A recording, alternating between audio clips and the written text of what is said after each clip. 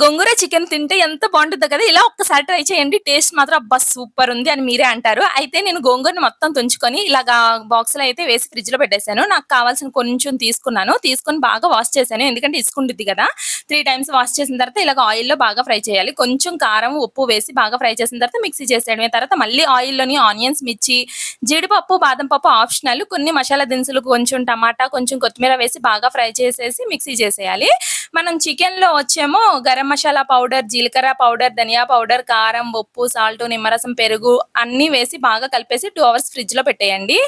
తర్వాతొచ్చేమో కొంచెం బాగా ఫ్రై చేసి అందులో కారం, ఉప్పు కూడా వేసి బాగా ఫ్రై చేసి మనం మసాలా చేసుకున్నవన్నీ వేసేసుకోవాలి ఒకదాని తర్వాత ఒకటి. బాగా ఫ్రై చేసిన తర్వాతే కొంచెం వాటర్ వేసుకోవాలి. వాటర్ వేసి బాగా కుక్ చేసుకోవాలి. అంటే ఆయిల్ బయటికి తేలాలి. అప్పుడే టేస్ట్ మాత్రం సూపర్ ఉండుద్ది. ఇలా ఒక్కసారి ట్రై చేయండి. మీరే అంటారు అబ్బా! ఎంత బావుంది అని. వీడియో నచ్చితే లైక్ చేయండి. సబ్స్క్రైబ్. ఓకే అండి. బాయ్.